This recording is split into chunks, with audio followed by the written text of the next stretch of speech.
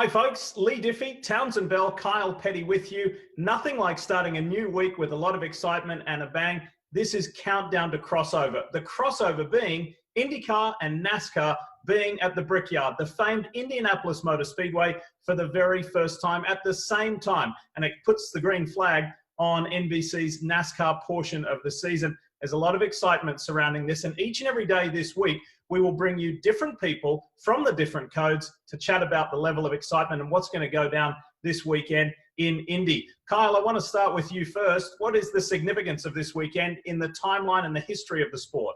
Yeah, I think it's huge. I remember when we went there first for a tire test, when NASCAR first came to Indy. I was totally against it. I did not want to step on their sacred ground with a stock car, so I was against it. This time, I'm on board with it. The IndyCar series there, the Cup cars there, NASCAR there.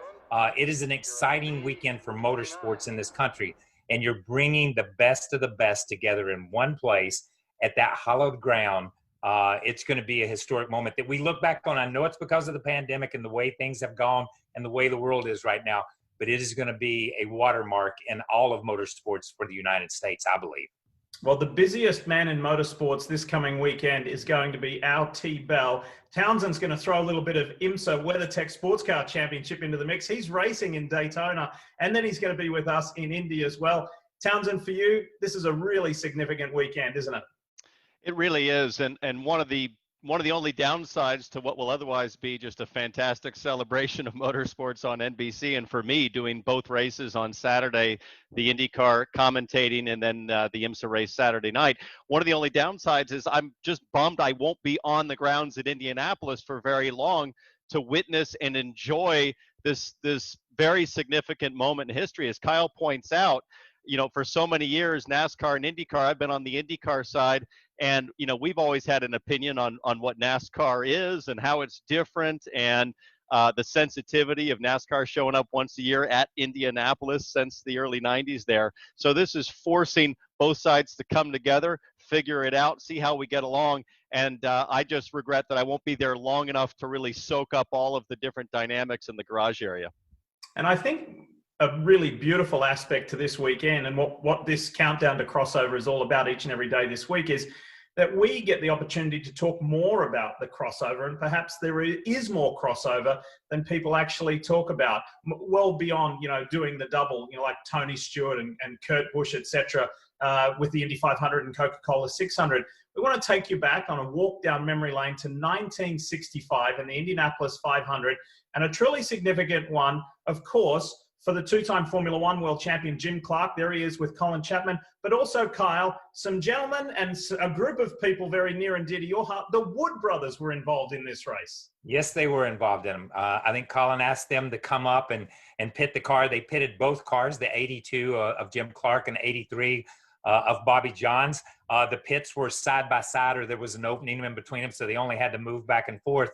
But this was a huge moment to ask stock car guys to come to Indianapolis and to be a part of this. Jim Clark wins the race. And listen, the legend has grown through the years, but they were instrumental, I think, in understanding what they needed to do, understanding some of the strategy that needed to be played. And they ended up in victory lane, which was a huge plus for the stock car guys. Townsend, there's so many key points to this 65 500. Isn't it great that a NASCAR group were involved in that victory? It's terrific, and I think it was actually Ford Motor Company that, of course, sponsored the Wood brothers and NASCAR, and also were part of the effort at Indianapolis with Colin Chapman and the Lotus Ford. But it was Ford Motor Company that actually intervened and brought the Wood brothers. They were so impressed with what they saw in terms of preparation and execution on the NASCAR side that they brought them to Indianapolis. And as I understand it, and talking to our own Robin Miller, Donald Davidson, the historian at Indianapolis Motor Speedway, that Lotus and Colin Chapman weren't that crazy about the fact that at the last second, all these guys from NASCAR came in to replace his people and do the pit stop. So there were some sensitivities. In fact, you see in that video that they weren't wearing Lotus Ford uniforms. They were in their Wood Brother uniforms. And so a little bit of that friction that I'm guessing we might see a little bit of that in the garage area this weekend certainly existed, but no doubt about it.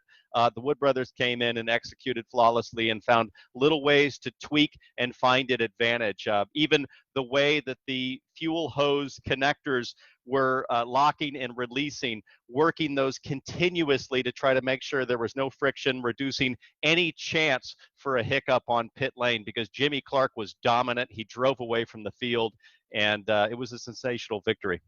What a year with Mario Andretti there as a rookie. You had so many wonderful names, Dan Gurney, etc. AJ Foyt was in the race. Gearbox problem took him out. But KP, for you, how special was it for the Wood Brothers? Because I spoke to the legend Sam Posey just this morning about that 65 race. He wasn't working it. He wasn't driving it. He was sitting in the stands as a fan. And typical Sam Posey style, had a stopwatch. And he said the Wood Brothers serviced Jim Clark so well. He said, and this is 45 years ago, right? He says, 15 seconds. And I went back and checked, and the first pit stop, I think, was 17 seconds. So Sam's memory was certainly pretty special. But the Wood Brothers were a part of the first rear-engine Indy 500 win. Of course, you had to have gravity-fed fuel. There were mandatory 2 stops.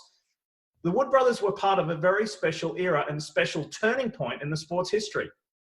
Yeah, and at Indianapolis, obviously, but so much in our sport, and so much in the Cup Series. They were constantly innovating, constantly moving the ball, constantly making other teams better, making other people look at them and say, do it our way, do it like this, and you can be competitive too. And I think Leonard Wood is a mechanical genius. He could take a block and make it aerodynamic. I'm just telling you, just a square and figure out how to make it go faster and make it go better. So talking to Eddie Wood, talking to Leonard Wood, this was a huge moment for them because they were brought to Indianapolis. They were brought to, even though Daytona was a huge place for stock car racing, Indianapolis was motorsports in America. Indianapolis was what every kid, no matter what decade it seems like you were born in, you wanted to be able to go there at some point in time. They were invited, as Townsend said, by Ford Motor Company. They bleed Ford motor oil, believe me. They still do to this day. And they were brought there. So for their history, when you really talk to them, it's a chapter in a long and glorious history, but it's an important chapter for them. Hey, Townsend, you've done 10 Indianapolis 500s. How would you like to do what Jimmy Clark did and the Wood Brothers and everyone from Lotus there? The first stint was 66 laps. Can you imagine going for that? And they never changed tires. How would that work these days?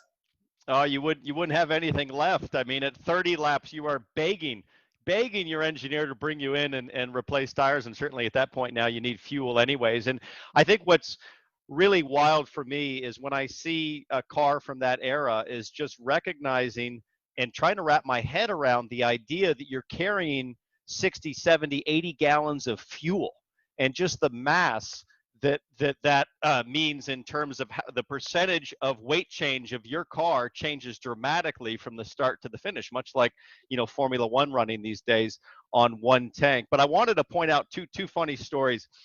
Sam Posey was watching from the stands. You know who else watched from the stands in that race? Bill France Sr., who I understand was thrown out of the garage area and had to watch the race from the stands. Who knows what led to him being thrown out of the garage, but apparently he was up and hooting and hollering as the Wood Brothers helped Jimmy Clark go to victory. So proud he was, of course, of the NASCAR boys making it happen. The other funny story was that apparently when the Wood Brothers first came to town, they only showed up a few days before the 500. One of the first people they went to see was AJ Foyt, who had raced for them in a few races that year. So they sat down, had a conversation, and they said, tell us about pit stops here at Indy. So AJ proceeded to give them all of the insights, all the tricks of the trade. And at the end, AJ said, so what are you guys doing in town? And they're like, well, we're pitting Jimmy Clark on Sunday. So some funny stories from back in the day. But when I think about how brave those drivers were, the amount of fuel they carried, and how much the race car balance must have changed. Because remember, you're talking about a race car that probably only weighed 12, 13, 1,400 pounds. You start adding a few hundred pounds of fuel. That's a massive percentage change in the race car from start to finish. So the Wood brothers go to Indy in 1965 and assist Colin Chapman and Jim Clark in winning the 65 Indy 500. There was a rookie there in Mario Andretti, and just a couple of years later, he goes to Florida to upset the stock car world by winning the Daytona 500 in 1967. It's all part of our countdown to crossover week, an exciting weekend, the GMR Grand Prix of Indianapolis for the NTT IndyCar Series. It's just round two for the IndyCar Series this year. Of course, NASCAR has its teeth into the meat of the series, and it's going to be the Brickyard 400. You'll see it all on NBC Sports. And tomorrow, here on Countdown to Crossover, Kelly Stavis will have the Mayor of Hinchtown, James Hinchcliffe, and our very own and recently victorious AJ Allmendinger to talk more about this fabulous crossover weekend. We'll see you soon.